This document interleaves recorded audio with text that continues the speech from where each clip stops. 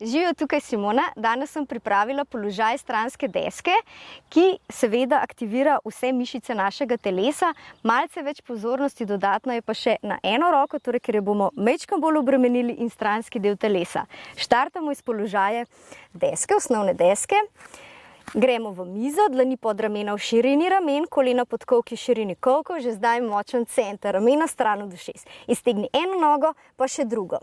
Zdaj bom malce več teže na desni roki, stopala, pete položiš na desno stran, potem pa stopalo ob stopalo, druga roka se odlepi od podlage, kar kolk navzgor in dvigneš roko navzgor. Pogled proti nebu, stropu, kjerkoli že ste.